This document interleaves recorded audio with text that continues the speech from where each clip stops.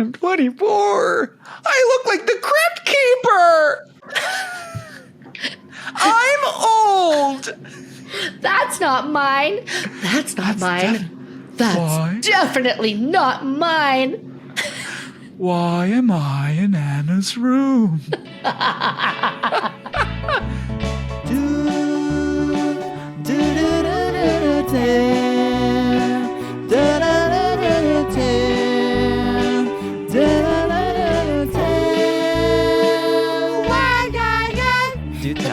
The podcast.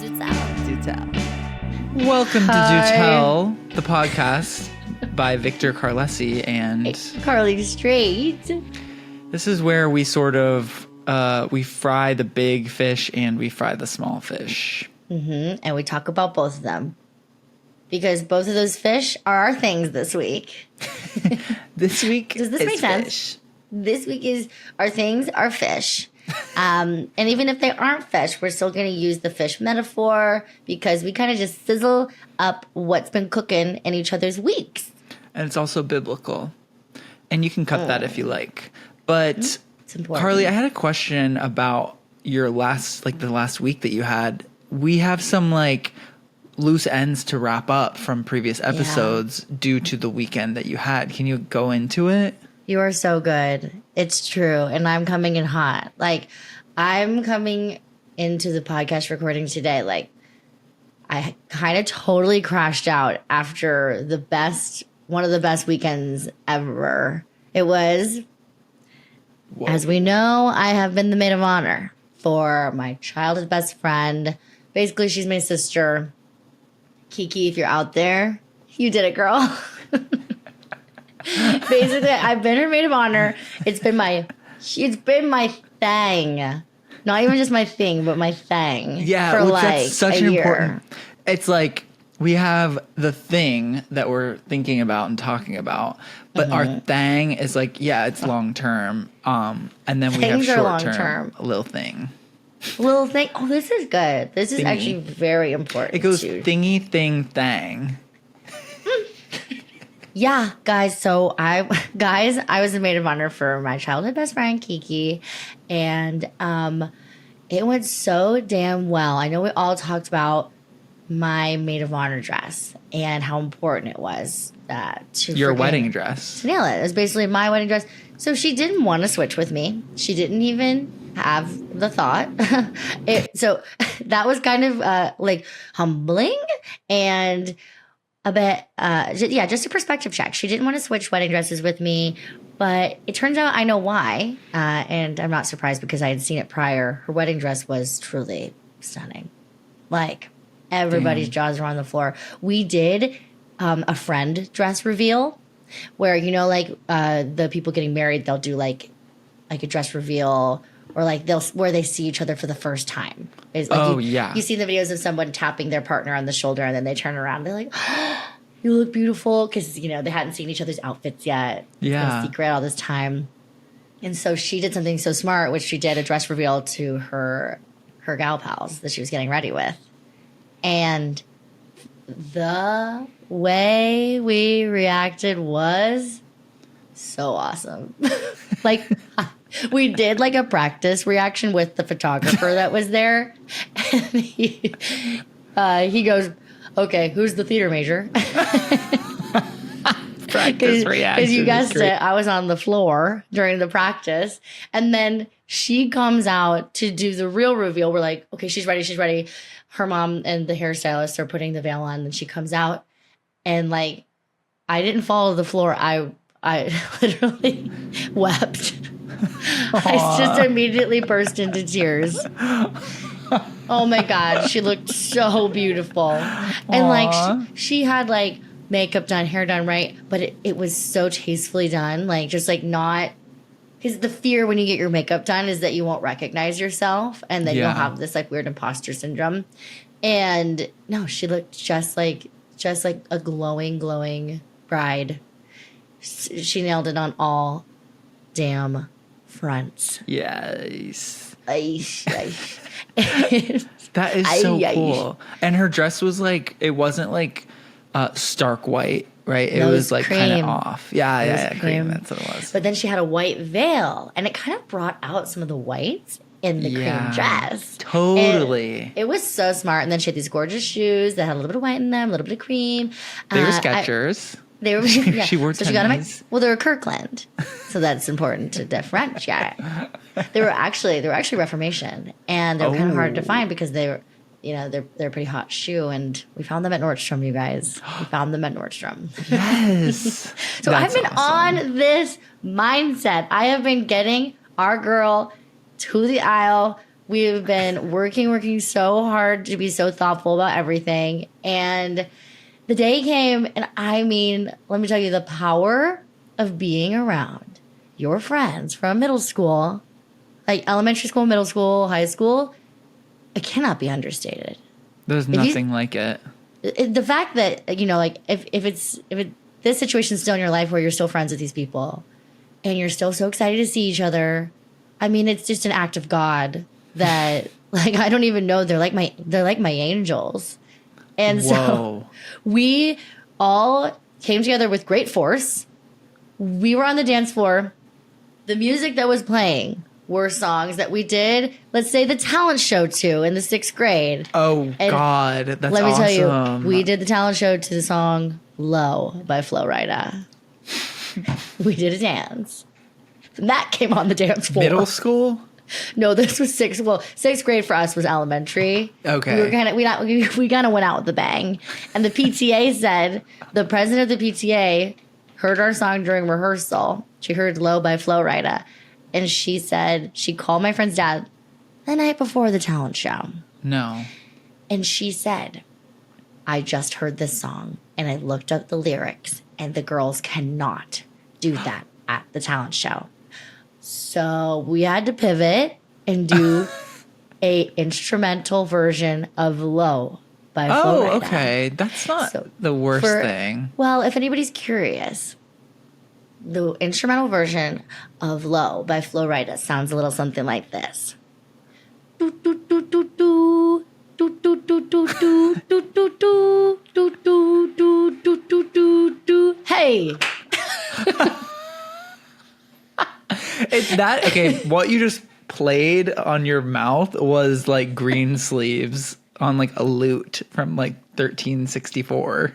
Okay, so now that you said the year, I'm caught up on what you were saying. Green Sleeves on the lute. What in the hell? Is that maybe a past life for you? You brought that out. I have been experiencing an issue with. Like, I'm like a history buff, okay? Like, I love history. I love, like, archaeology and, like, anthropology. And I made a TikTok, and I did as a joke, that the trolley song came out in 1870. But I love this TikTok. I didn't even take a second to double check that year, by the way. I believed you. That's really funny, by the way. But so I trust my friend. There's say so the title many. of the TikTok. Say the title of it. It's like gay guys in 1870 like hearing this song on the radio the night it dropped, and it's just like one gay guy, me, like crisscross applesauce on the floor freaking out listening to bang ding ding ding with the trolley. Ring ring ring goes a bell, and that song is sung by Judy Garland. Exactly. So and she famously that song in famously got St. released Louis. in 1944. Yeah, in the movie Meet Me in St. Louis, which takes place in 1907. But the joke is that I'm like an idiot recreating a moment that could have never happened in 1870 because the radio wasn't invented yet. To me, the joke was throwback to this gay guy. And it's like that alone, I thought that would be alone funny. is hilarious. Yeah. But then I was like, if I made the date so wrong, like it would make people angry. And then there were so many angry people in the comments. Like I get a comment like every 30 seconds that's saying 1870 ? And I'm like, oh my God. Get alive. You people are so upset that like I made a joke. It's a joke. Wait, they didn't get it. Sorry. They just didn't get it. And they're mad because they're jealous of you thinking of it. And then people being like, mind you, Judy Garland wasn't born until 1922. Right. Like, well, mind you, Victor I don't know who that is. A history buff. Who doesn't know who Judy Garland is? Because he's too busy thinking about history. Well, I just am like, first of all, even though she is a part of history, I can't even not say that. She is. First of all, we all need to be reading more. And I get that like there is a crisis of like intelligence on like just like a general level with like the general public. But shout out to ChatGPT, shout out to swiping. Shout out to her. Shout out to worms. Miss Chat. Your brain. Shout out to the worms. Shout out to the worms in your brain. But oh, wait, what's going on with me? You're mispronouncing stuff in a hilarious way. But worms is actually pronounced a different way than that. But Jesus. Yeah, I just find that it's exhausting to read the same comment over and over again. Like, so there's like 3 levels of why I'm annoyed by the reception of this TikTok. A, it's like, you think I'm stupid. That's fine. Whatever. The second level is like commenting and being like, hello, Judy Garland wasn't even born until blah, blah, blah. And then I go, roll my eyes. The third level is like not reading that other people have made that comment. Oh, they're blinded by rage. Commenting. I'm going, yeah. Hello? We're not reading anything trolls. now?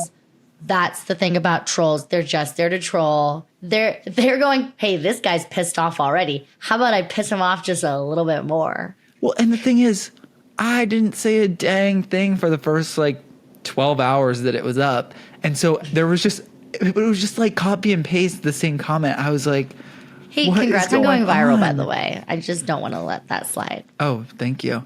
I'm making it my job now to go viral. I've been going viral like twice a week for the past month. I'm like, virality, babe. That's the new thing. You are so back.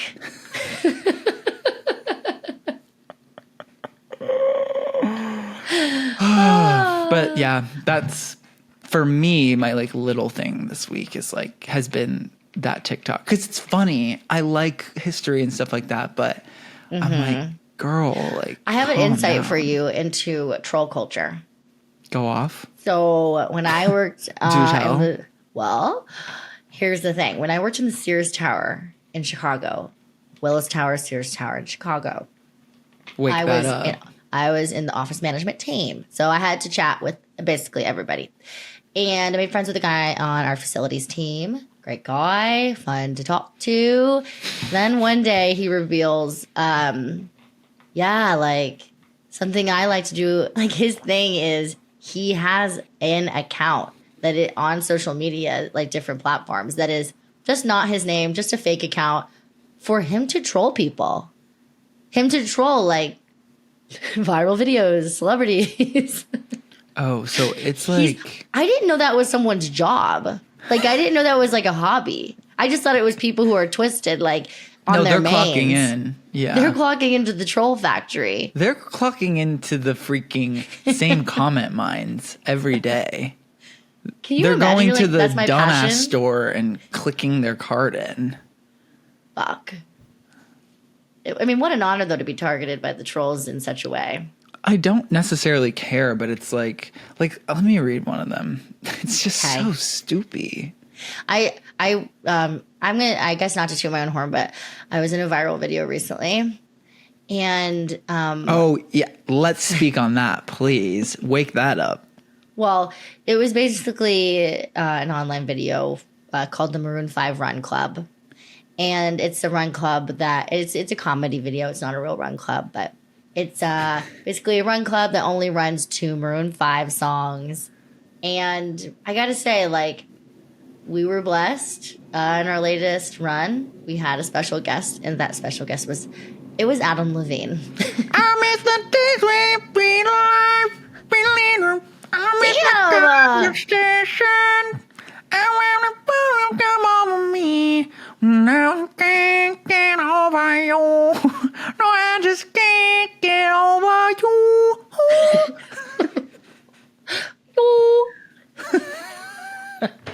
Yeah, that was really good, honestly. I went I'm viral smashing- for imitating him, by the way. You did? I'm smashing the button. You're in my band. Making of the band. And I turn around. What's it called? What's it called? Building of the band? Building bands. Building the band. And the people in the comments of that are like, some people I'm laughing at their comments because they're like, I was really disappointed in the latest album, Frowny Face. Or one person commented, these guys look like improvisers. Oh, that actually hurts. That's crazy. I was like, well, what do you mean by that? But we are. And what do you mean by that? First of all, what the fuck? Because people famously in culture are so mean to improvisers. They think we're just the biggest dork ass losers. Until they're deified because they're on SNL. Exactly. You guys are all looking. If you don't like improv or improvisers, you have an egg on your face. You're making fun of an artist. Okay. You know who did that? The freaking idiots in medieval times that used to go to the town square to watch someone get hanged, and that was their damn entertainment for the night. Those were trolls. Those were trolls of the 1834, whenever Judy Garland released that hit. That smash hit. Clang, clang, clang goes the trolley. Ring, ring, ring goes the bell. Zing, zing, zing goes my heartstrings. From the moment I saw him, I fell. Or whatever she says. One of the coolest gals I nanny. She is into that song, and let me tell you, if you're raising kids, get them into that type of music. Okay, it's the cutest thing you'll ever see in your life. Which, like, I was recently talking about, like, I eventually want to have kids. I've decided that, and I was thinking about how awesome it is that you can basically give them their music taste. Like, you can you can't give it to them, but you can provide so many options for them. I have to tell you something. I got a girl into Lady Gaga. Oh. Trip, no. A red one, convict Gaga. So she's really into fairies, and I told her that Lady Gaga was a fairy. Because I was like, wait, have you heard the song Abracadabra? Because she's really into fairies. Kids love that song. I mean, it's the best song for a kid because it's fun. Gibberish. It's you could really dance, and she's just saying abracadabra over and over again, which is a thing kids love to say. Yeah. So the only mistake I made was we were also really into dinosaurs that day. So I was like, dance like a dinosaur. And I was like, I should have said little monster. That's on me. That's on me. What is a dinosaur if not? Thank God for you. Thank God for you for saying that. So, but now we listen to Abracadabra 3 times a hangout, a hang. My God, that's amazing. And she's going, is she casting spells? Is she casting spells? I love it's that. So fun. Hearing a 3-year-old say Lady Gaga is I just felt so proud. Yeah, you're winning. Oh my God. Oh, and she loves Defying Gravity as well. Did you intro that? I think it was a mix of me and the parents. And culture at large. And just culture at large. Because they watch movie trailers, instead of movies, because she's a little young, she's youngish for movies all the time. Yeah. And so sometimes they're like, we'll just watch a few trailers, and then that'll scratch the itch. That's fun. And she loves the scene from the Wicked trailer where, the Wicked part 1 trailer where, it's so cute where Glinda goes, I'm coming with you on the train. Aw, yeah. It's oh, that's friendship. That's so cute. And it's a train and pink and green. Speaking of improv, that moment was improvised. Guys, if you don't like improvisers, you are being mean for no reason. Yeah. You don't like Ariana Grande, I guess. You don't. Craziest thing I've ever heard. You literally don't. You don't like Lady Gaga if you don't like dorks. Because Lady Gaga, biggest dork in her musical theater program. There's a fact. Facebook page that says Stephanie Germanata, you will never be famous. There are so So many people awful. that joined that page due to their hatred of this girl that would sing Wicked at the cafeteria every lunch period. She was singing Wicked? She was singing the entirety of Wicked, playing it on the piano, just wailing during They lunch. were so lucky. Can you imagine? And people like hated her for it. Like, hello, you're welcome. At first, this would be me at first. What's that? Someone's singing. Then I go, wait, okay, she's kind of good. Next day, okay, she's back. Interesting. All right, Wicked again. All right. The only reason I'd be annoyed is if I was trying to study. I'd be like, you can do all the girl parts, but stop doing Dr. Dillamond. So realistically, it's freaking everyone out. I think they were just like, fuck, like she's getting the main part in the spring musical. All right. Like she has to choking on rub a it in my mozzarella stick face. as she's going, something bad happening in Oz. You know, she was at NYU the same time as Mary-Kate and Ashley Olsen. Excuse my ass? They're like the same age. Yeah. Same time. She's so much younger than I realize. Exactly. Well, because, you know, I guess we were like a little younger when she rose to fame. So we're like, she's old, but she's just not. She's like in her like late 30s, maybe. Yeah, she's like 38 or something. So, Victor, all this to say, what is your thing this week? Not your thingy, not your thing. I was like going back and forth on like a couple of things. Now, I can do either one. You just like let me know. How about let's just spit them both out and then see what sticks. Number one is Vision Board, Victor's version. And then Chris Evans' obsession with being in apocalyptic films. Whoa. Oh. I mean, to be honest, I'm addicted to Vision Board, Victor's version. Okay. Well, we can how about, shall we go for it? Celine Dion. Wait, what's your thing this week? Sorry, I'm going to mute myself while you talk about it. Oh, you're fine. My thing is wedding speeches. Weddings, and in particular, just I went on a journey of trying to perfect the speech I gave as the maid of honor for my best friend / sister for her wedding. And it was like, I was just anticipating it so much and I was nervous, but I kind of wanted to act like I wasn't nervous, but I was so nervous. And then, you know, this is my second wedding speech I've given. I gave a speech at my brother's wedding. And to be honest, like, I fucking rocked that speech hard. Yeah, of course like, you did. Yeah. It went so well at my brother's wedding that I gained a bit of a reputation for myself. Hell yeah. Someone talking outside my door. Sorry about that. Quiet down. Okay, I'm recording a podcast, and so is 20,000 other people in the east side of Los Angeles. Yeah, right like everyone's now. recording a podcast right now. Pipe down. We all got coffee at 11 a.m. and then started recording our podcast. First thing we did today. Just kidding. I went to the gym. Okay. So, anywho, I rocked the shit out of my brother's wedding speech, and him and his amazing wife will tell you that. Did they say that it has affected their marriage positively? I think it set them off on like a really good path. And now they have like 2 amazing kids, and it's probably just kind of all because of my speech. Yeah, it's a snowball effect of the speech. Yeah. That's what I'm telling you. The ego that comes into your head, you're in this little ecosystem of a wedding, the sacred ecosystem of a wedding. You've just brought down the house. Imagine this is you. You've just brought down the house. And now you get to live in that ecosystem for just like 6 more hours. Maybe there's a morning after brunch where you get a few more compliments on your speech.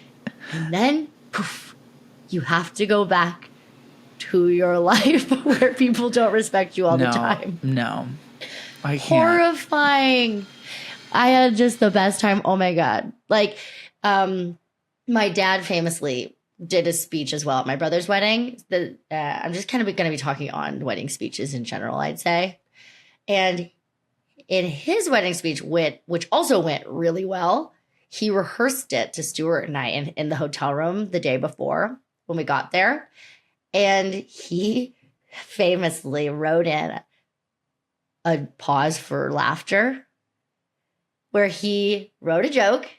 And it was, I believe it was, because it was a few years ago, he goes, Peyton asked me not to bring up anything too controversial in my wedding speech. So that's why I'm here to talk to you about the 2020 election.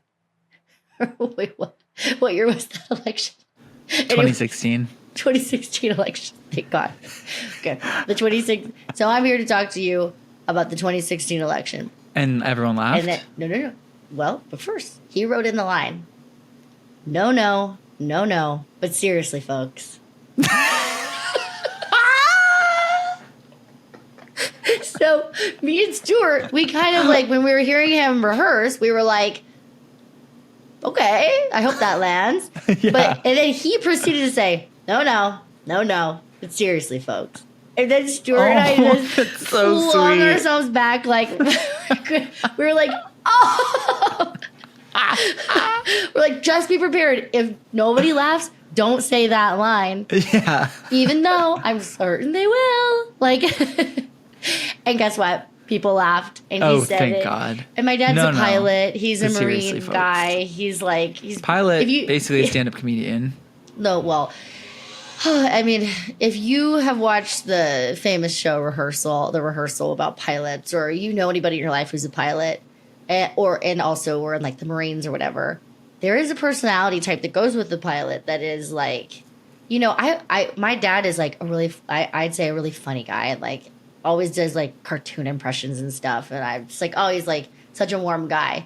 And then I forget that upon meeting him, he kind of does present more like he had a military background. Like he's a little more like reserved and, you know, like he's chatty, but it's different than what I know. Yeah, totally. And then you crack in and you're like laughing with the rest of us. You start cracking on. We start cracking on. But I'm like, okay, he's gonna give a speech. I'm so excited. Like he's gonna like, you know, be goofy up there and stuff. And he leaves from nailing his speech. He beelines it straight. Is it beeline or A-line? Beeline. He beelines. I think A-line is like a dress. Gorgeous. Right? Okay, so I'm going to say that. A-frame? Yeah. So he A-frames it straight over to Stuart and I. He puts his hand on like Stuart and I's shoulders and he goes, hey man, I get why you guys do this. Like perform. Okay, he comedy. literally just did crack and like He came just to you did crack guys, for the first time. a local crackheads that he knows about. He was riding that high. He started, you know, throwing back drinks. He was just like chuckling it up with like everybody that night. He's just on top of the world. Like there's nothing that beats it. And Everyone should get to. This is gonna sound sappy, but everyone should get to experience doing a good job in front of an audience and everyone accepting you and clapping for you. I mean, clapping for you. That just sounds amazing. It is amazing. People love hearing that they did a good job, especially after they do something scary, like giving a speech. So that's and this is the trip where, and I've talked about this on the podcast before, where my dad, it was right after my parents' divorce and he got a stylist. So he was wearing his fedora during the speech. I have to keep muting myself because the train's coming by and there's someone sawing directly outside my window, sawing wood as the train goes by. But do you yell at them that you're recording a podcast? I am laughing, thinking about this fedora again. I forgot. I was picturing him because I met him. He came to one of our Legally Blondes, right? Yeah, our Legally Blonde, the musical live auditions. The first one, right? Yeah, the one that we brought down the house. We had a full house. We were lit for that one. That was iconic. But he I remember meeting him, and he was yeah. like very reserved, but very like you could tell he had a good sense of humor. He loves joking around. It kind of comes out of nowhere if you hadn't met him yet. You're like, oh. Well, it's just it's like great. Knowing that he's a pilot and like, is he like private pilot or like commercial? No, American Airlines. So like, by the way, it's like, what are the odds that he might have been my pilot at one time? Probably high. Really high. Yeah.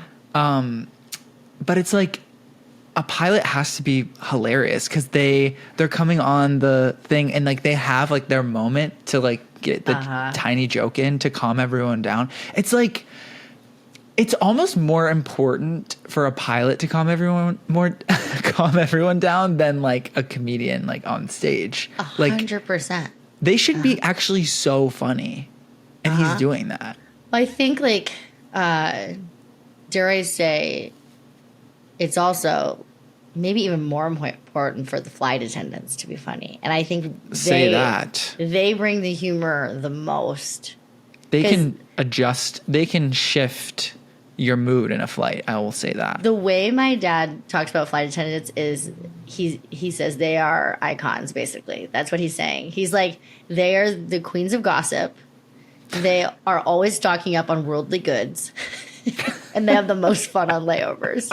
Worldly goods. Worldly The- possessions. No, literally, like right now he's his route is to Paris and he's about to retire and he's like, his last route is to Paris. It's really beautiful. And he's like, oh yeah, the flight attendants are stocking up on butter. Oh, French butter. Julia Child vibes. Oh my God. Have you ever had French butter? I can't say that I've like clocked it, but I was in France once and I did eat. So Yeah, you definitely have. I mean, I had a great time. Nothing else in the world. Julia Child really knew. She clocked into the butter factory and she spread the word to the Americans. Speaking of the Butter Factory, my very first time I ever performed stand-up was I opened for Meg Stalter in San Francisco. Wow, that was your first time? Yeah, and someone who had been following me for like, at that point, like a year and a half, knew that I was a baker and came to the show and gave me butter from France. When I say that's a rare experience for your first time doing stand-up, I was like, I think you're the only person who knows. I'm chomping on the butter. Yummy. I think I like this. It's like as if my dad then went on tour to like do wedding speeches to everybody. Wait, that would be cool to like be a professional like actor dad and like just give a lot of wedding speeches to, like, you could step in if like the bride's like I don't want my dad there or my dad isn't around anymore. My dad's like cringe or like my dad's just not good at talking to people. You know what? If anybody out there, my dad's gonna retire soon, so he'll need a little side gig, and we can hook him up. He'd love. Here's the hot take. We need more like socially acceptable jobs for seniors in our communities to do that are not just useful movie ticket like rippers. I think that's gone now anyways. With freaking AI. Everything they scan, they go provide the barcode on the back of your head, and then you get into the See Freakier Friday double feature. You sell your fingerprint to See Freakier Friday. Yeah, they go provide your palm. Scan the eye, please, at AMC. Yeah, we do. Paul scans his palm at Whole Foods. So Paul had wow. He's locked in. Well, Jeff Bezos knows exactly how to find him anytime, Jeff Bezos anywhere. knows Paul's future, by the way, due to his palm. Damn. Well, hey, can I say that I'm really, really proud of my wedding speech. Just one more time. Can you give me like kind of like some like highlights of the speech? Like were there some laugh lines? Like I'm sure there were like a lot of laugh lines. There were some laugh lines, but the way kind of Stuart put it was when I was going over my speech with him was, "You're making an aw sandwich." So that's so true. He's so smart. Stuart, by the way, one of the smartest people I've ever met. Yeah, he's so smart, and I'm obsessed with him. And so basically, he said, "This is an aw sandwich, and that's what you want. It's like you start with something like really sentimental, make people aw, and then you kind of hit them with some jokes. And then you do another aw at the end. And the jokes I when you're that close with someone, you've got the jokes. It's just how can you figure out how to phrase them without doing inside jokes, And the bride was very smart and said, Carly, don't do inside jokes. And I said, girl, I'm one step ahead of you. I'm not going to do that to the crowd. So I did some jokes on basically us planning out who our boyfriends would be in the future, because she had a pretty, I'm going to say, iconic commitment to like finding the love of her life, where she had like a little box of posters of like the hottest men in Hollywood in her room, and she would show them to me and she would kiss them, and then she'd put them back in, and then she'd show me another, then she kissed them, and then she put them back in the box.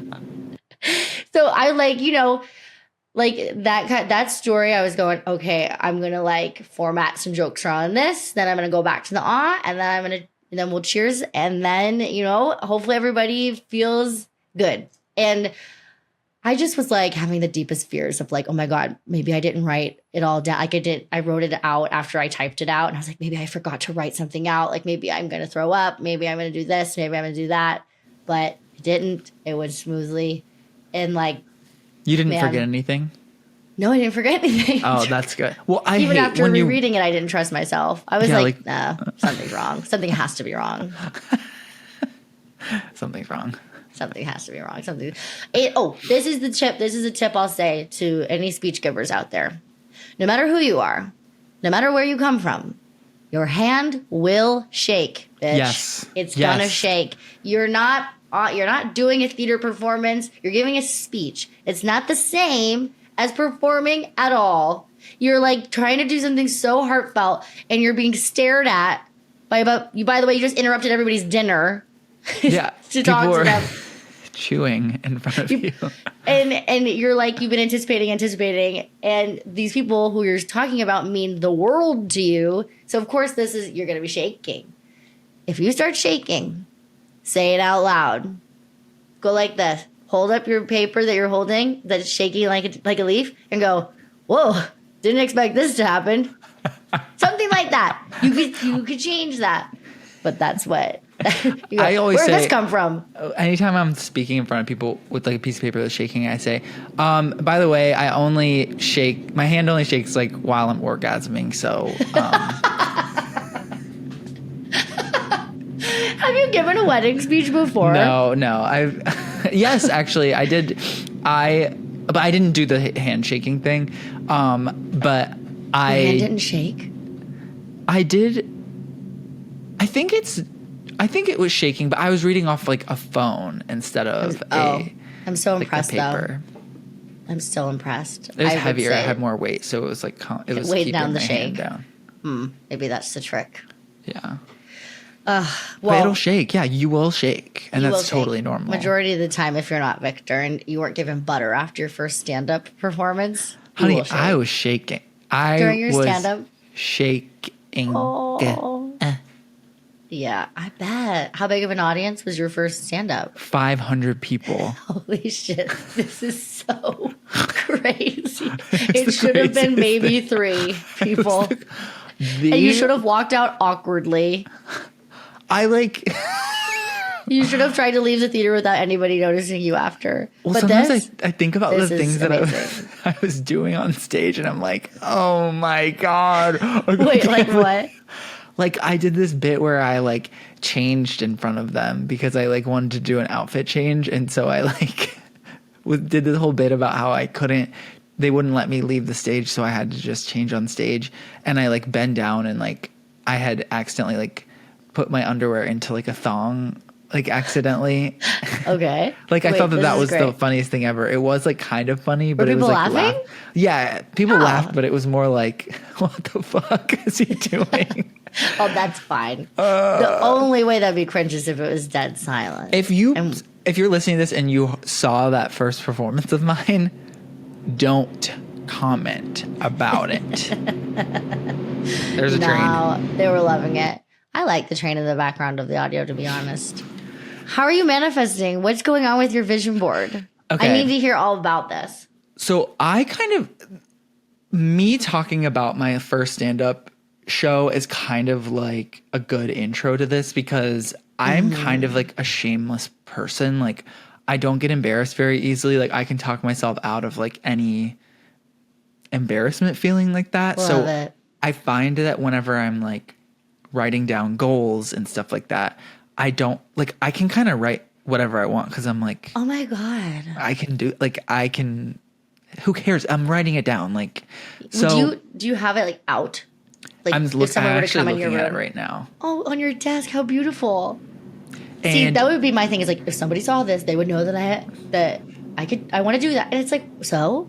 yeah, it's like, what? And by the way, it works. Yeah, like, it actually does. just straight up works. As long as you can see it, your brain will figure out how to make it happen. No, I need to do that because I did that like in my early 20s and I'm not kidding. It actually all came true. Yeah, it works. Oh, okay. I'm going to like speak through the saw. Yeah, just do it because I actually don't think it's that bad. And if you are hearing the saw and it's making you want to shut the podcast off, I get it. Yeah. But I'm not so sure about like manifestation and like if you're allowed to talk about like the specifics with other people, but like I will be happy to talk about like vague goals that I have for like this year. But like the way I did my manifestation thing combined like a couple of theories of the universe that I actually like and they're like fun to me. So back in 2018, I was working at my parents' restaurant and I was kind of like, I was being funny online in stories, Snapchats, like making like silly little, like I would do like questions and stuff. And I didn't have like a ton of followers. It was like friend based.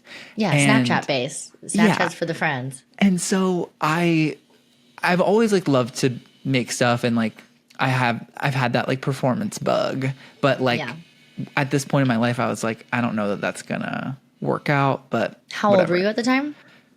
24 or 25. Yeah. Love a crisis around that time. Totally. I was like, I'm still living at my parents' place. Like, and I'm 24.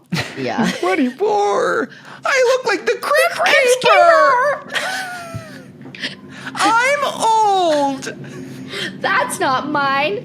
That's not mine. That's definitely not mine. Why am I in Anna's room? Mom? Her freaking thong, her whale tail's out.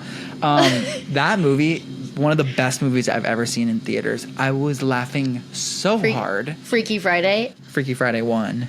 And then Freakier Friday to follow. Damn, okay, we get it. It's it was back. Like, oh, and by the way, I got backstage passes. Oh, that's an iconic memento. It's a lanyard. It's a double feature for Freaky Friday and Freakier Friday. Yeah. I think of lanyards. That's amazing. I know. I felt like really iconic for that. Unlock more perks with your Disney Plus subscription. I bet Jamie Lee Curtis, knowing her, because I know her. We will one day. We'll be in a movie with her one day. Oh my god. Okay, great. She's married to my favorite Christopher director. Guest. Yeah. I'm gonna talk to you offline about like I have like 1 degree of separation from them, and it freaks me out just knowing. I'm just like you gotta get over that. You gotta get into that house. You gotta get into that house. Exactly. That's exactly what I'd love to do is just do that. You've got to bling ring that house, honey. I gotta bling ring it. But okay, so. But what I'm thinking based off interviews from Freakier Friday is I think Jamie Lee Curtis is definitely the type of person that manifested Freakier Friday and like vision boarded 100%. It. Unapologetic type of person, unapologetic talent. And so tell me more about your unapologetic visioning. So yeah, so like I was always like kind of like pseudo performing online. And then like once I moved back home, it was like my connection to all the people I love is like via my phone. So like I need to lock the fuck in. And so I just was like always making stuff and like being funny. And I remember it was a really slow day at the pizza place. I was like looking at this like one kind of like astrology meme page that I like truly believed. And it was talking about how like water you can imbue water with like intention and like memory. Okay. And if you like put intention into water and then like do like a kind of ritual with it, and then drink the water, like whatever the intention you set will come true. Wow, so witchy. My intention, while vague, did very much come true. I was like, I wrote down my intention, and what you're supposed to do is you like write down where you are right now on a Post-it, put it down, and then fill up a glass of water and put it on top of it. And then you write where you want to be on another Post-it note. And then you take the water from that first one and you pour it into the glass on top of the new one where you want to be. And then you drink it and you like think about the intention. And my intention was to have my art reach more people. Like I wanted to like just be able to create art and like have it reach more people. And that like year I like started like I did like more pet portraits and stuff, and then Ariana Grande reposted the pet portraits that I had made for her. Another person I know believes in manifesting. Yeah. And I was like, holy shit, this like low key like really, really works. And then it's like it kept building and building from there. And like then I just like whatever. So all this to say, like manifesting in general is like, yeah, like you see something every day and you'll figure out a way to do it. I had this goal. I made a manifestation thing where I was like, I want to make $10,000 a month from like my art. And I put it on like a piece of paper and I put it on my door, and I would look at it every time I would like leave my apartment. Yes. On your way to make $10,000. Here comes like doing the freaking Marc Jacobs thing and then like doing portraits and stuff. And I like hit that goal. Wait, what? Yeah. Whoa, I didn't know that. Baller. Isn't that crazy? I said baller genuinely there, by the way. But it's like, and then it's like when it comes down to it, it's like, I'm still broke. But it was like, yeah, I mean, as idea, an artist, making that much and a lump sum is like, that's going to be your salary for the year. Exactly. It's like, you got to spread this thin. But basically you got to hoard it. But it was like, I'm like constantly proving to myself that like these things when written out, like they can happen. So like be conscious of what you're writing out. So I decided to manifest. I decided to paint my intentions with watercolor, like using the water technique and using the manifestation thing. And so I'm like looking at my manifestation paper, and it has like my goals for this year, for my 32nd year, because I started it on my birthday, and I've been like adding to it. And they're all things that like bake for my friends like regularly. Yeah, things that'll fill your cup up, even if it's not like this $10,000 a day kind of thing. And I've increased my good. Well, as you should. My monthly like goal to, I said 20,000. I said let's go for it. Let's go fucking crazy. It worked last time, so you might as well like, wish for more. If I'm staring at that number, I'm like, who knows what's gonna happen? Yeah, I have like a TV show that I want to be on. I have some more like art stuff. TV shows need to get it together and cast you. They will this year. By the way, God. it's on a damn board. It is gonna happen. Oh my god. Okay. Can't wait to go to the premiere. But my final thing on manifestation is like realizing that I've been doing it my whole life. In high school, we had to make these like boards of like what we want to do with our life. Like it's like in health class, they had us do this like before graduation. And I had this thing I wrote on mine, a 17-year-old. I wrote, I want to be famous one day. That's all like I wrote. That was my goal. Were people like, Victor, you crazy. We love you, Victor. We're going to miss you next year. They were like, you'll never be famous, Stephanie Germanata. Oh my God. No, it's good you wrote that, because you just have to believe in yourself. Who the hell else is You going to do didn't it? know how one you can do wanted it to be for you. famous. No, they cannot. Unless they're maybe your father? Question mark? Yeah, I mean, maybe. Yeah, I'm just maybe, like, even with that, maybe. what do we have to lose by manifesting? Nothing. Nothing. We have only things to gain. Only if you're afraid of being embarrassed or like seen as cringe. But like, if we've learned anything from literally everybody we admire, it's like it's pretty cool, or it works out pretty damn well to just be like unapologetically, I guess, cringe or yourself. Well, it's also just like in the industry that we're in, it's like the only thing you have is that you truly have is the belief in yourself that you can do something, because everything else is up to the decisions of companies, random people, like the creative direction of like a character or whatever, like that you have no control over. So it's like the only thing I can control is like believing in myself and like 100%. knowing that like if I write this down and I look at it all the time, like, it might manifest itself in a different way. It might not be exactly what it is. But and it might change. Like you might genuinely not want that anymore. Yeah. But at the very least, you like considered it. Totally. You tried it out. You sat and spun. And like right on that thing. It's crazy how like the things that you write down, like, and you set an intention with it.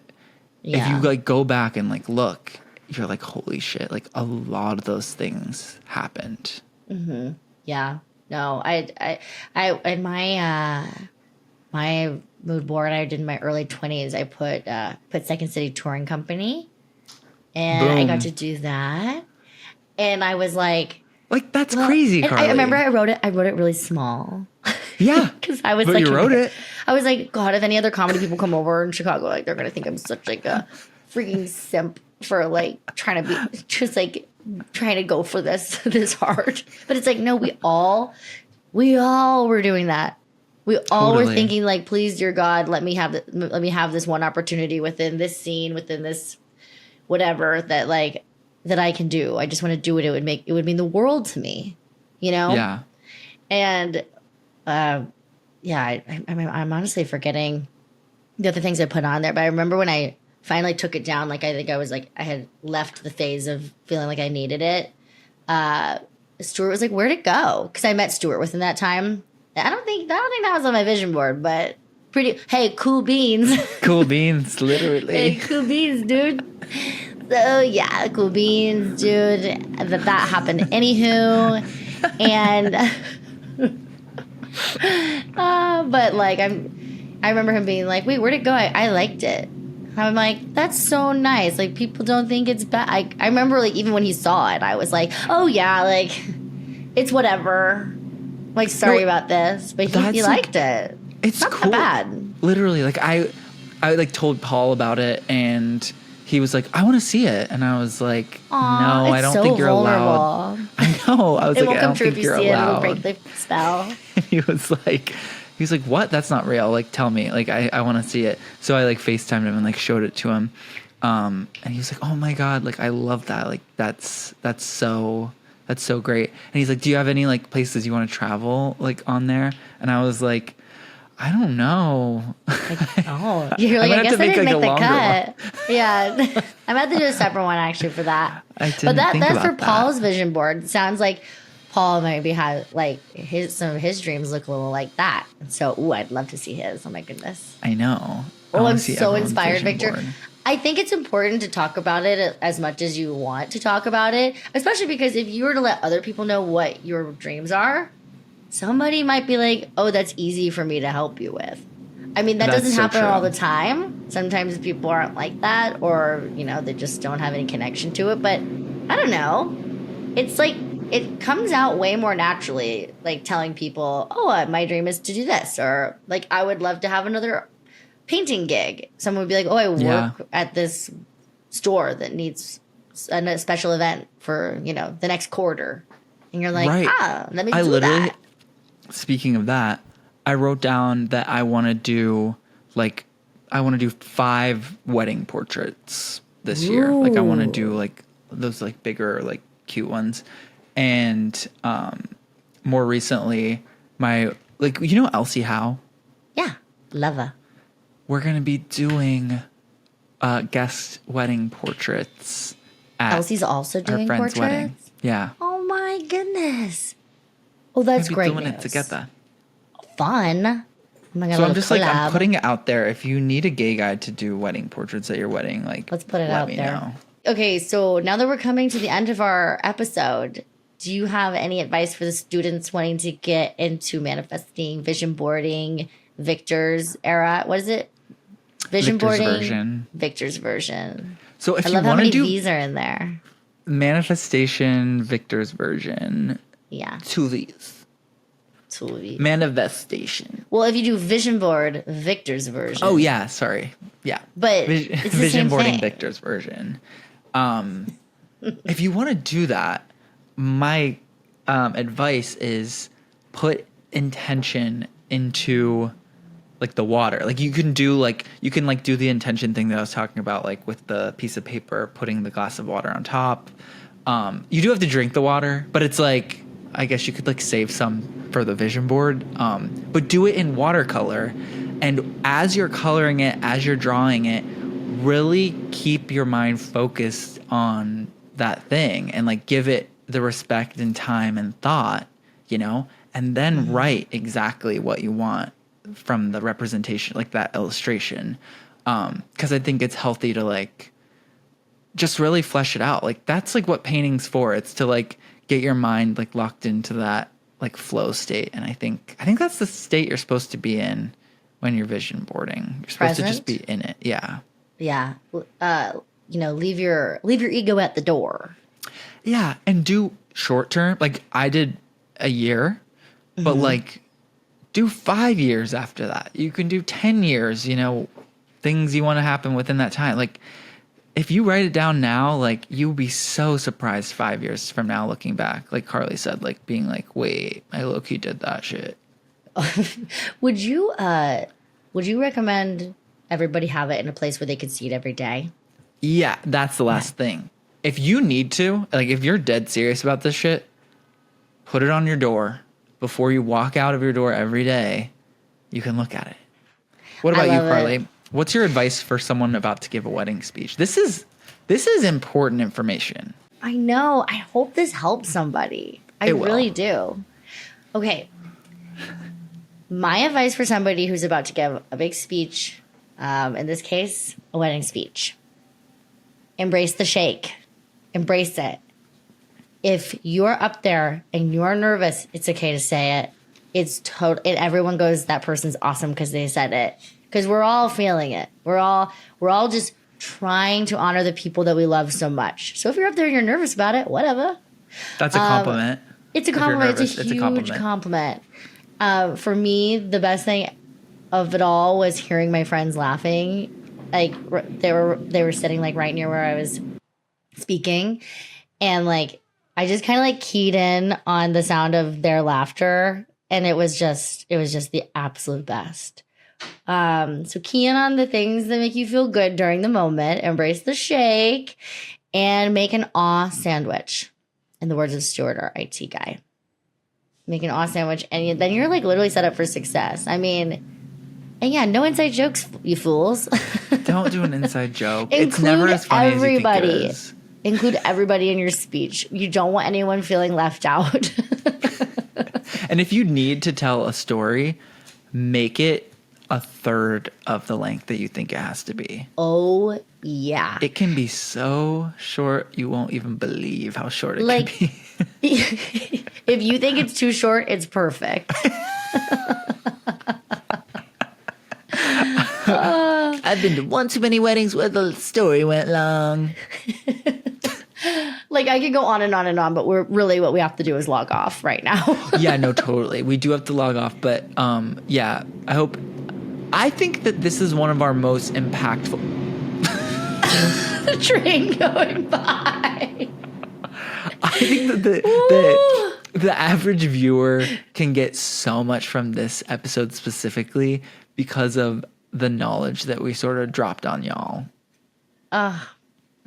We're celebrating our impact before we even make it. Meanwhile, like we'll get a comment that's like, I did the manifestation thing and my whole family became possessed by a ghost. And I'm like, oh. It's a mess. Oh my God. Shoot. Speaking of that, you got to go see Weapons in theaters, you guys. I want to see that. It's really good. It is a comedy movie. Nope, sorry about that. It is a horror movie made But he's gay. Sorry, he's comedy. gay. Sorry, he's blind. No. It's a comedy movie. Oh, I gotta stop saying it. Sorry. So just for some context, Victor and I, when we record, we turn our ACs off, and at this point, my brain is fully gone. But my brain's filled with BO. I'm sweating. It's so stinky. Basically, it is a horror film made by a comedy person. He was in The Whitest Kids You Know. I think that was their name. Back and he also wrote Barbarian and Longlegs, no? My God, he just might have.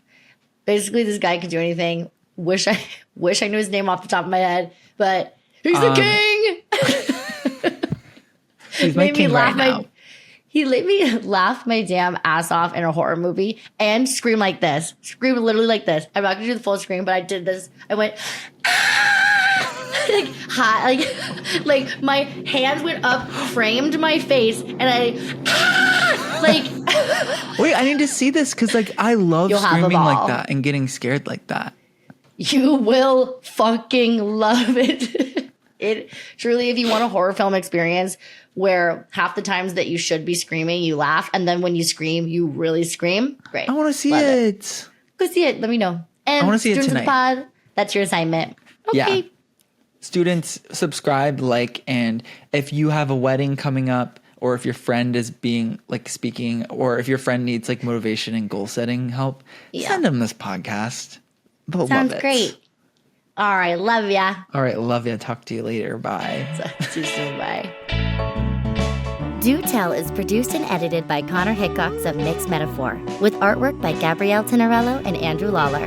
IT support by Stuart Hykar, and theme music by Blake Sokoloff and Ari Levin. Do Tell. The podcast. The podcast. Oh, Do Tell. Do Tell.